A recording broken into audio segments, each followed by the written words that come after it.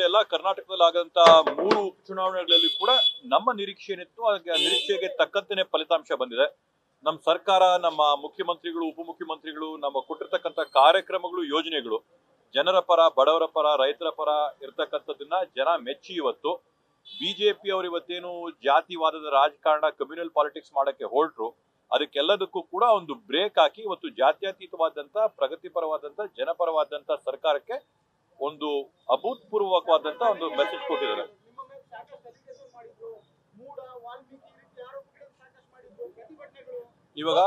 ಇವಾಗ ತಾವು ನೋಡಿದಂಗೆ ಯಾವುದೇ ಒಂದು ಮಾಡದಂತ ಆರೋಪಕ್ಕೆ ಯಾವುದೇ ಒಂದು ಬುನಾದಿನೇ ಇರಲಿಲ್ಲ. ಬುನಾದಿ ಇಲ್ದಿದ್ದಂತ ಆರೋಪಗಳನ್ನ ಮಾಡಿದ್ದಂಥದ್ದು. ನಮ್ಮ ಸರ್ಕಾರ ಪಾರದರ್ಶಕವಾಗಿ ಮಾಡಿದಂತ ಆರೋಪಗಳೆಲ್ಲವನ್ನೂ ಕೂಡ ತನಿಖೆ ಮಾಡೋದನ್ನ ಕರ್ನಾಟಕ ರಾಜ್ಯದ 7 ಕೋಟಿ ಜನ ಒಪ್ಪಿ ಇವತ್ತು 3 ಕ್ಷೇತ್ರಗಳಲ್ಲಿ ನಾವು ಬರೀ ಬೆಂಗಳೂರು ಅಂದ್ರೆ ಒಂಥರ ಆಗ್ಬೋದು, ಅಥವಾ ಬರೀ ಎಲ್ಲಾದ್ರೂ ಉತ್ತರ ಕರ್ನಾಟಕದಲ್ಲಿ ಆದ್ರೆ ಒಂಥರ ಆಗ್ಬೋದು. ಇವತ್ತು ನಾವು 3 ಭಾಗದಲ್ಲಿ ನೋಡಿದೀವಿ. ಬೆಂಗಳೂರು ಸುತ್ತಮುತ್ತಲು ಇರತಕ್ಕಂಥ ಹಳೆ ಮೈಸೂರಲ್ಲಿ ನೋಡಿದೀವಿ. ನಾವು ಇವತ್ತು ಶಿಗ್ಗಾವಿ ಅಂತಂದ್ರೆ ಉತ್ತರ ಕರ್ನಾಟಕ, ಒಂದು ಮಧ್ಯ ಕರ್ನಾಟಕ ನಾವು ನೋಡಿದೀವಿ.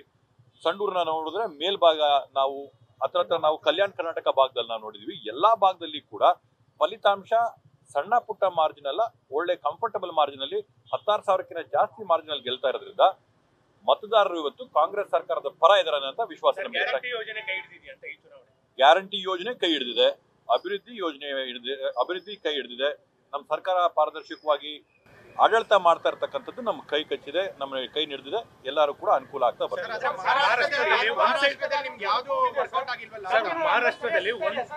ಈಗಾಗ್ಲೇ ನಾನು ನಿನ್ನೆ ತಾನೇ ನಮ್ಮ ಹೊಸಕೋಟೆ ತಾಲೂಕಲ್ಲಿ ಸುಮಾರು ಒಂದು 25 ಕೋಟಿ ಕಾರ್ಯಕ್ರಮಗಳಿಗೆ ಚಾಲನೆ ಕೊಟ್ಟು ನಾನು ಭೂಮಿ ಪೂಜೆ ಮಾಡಿ ಬಂದಿದ್ದೀನಿ. ಎಲ್ಲ ಕಡೆ ಕೂಡ ಅಭಿವೃದ್ಧಿ ಆಗ್ತಾ ಇದೆ.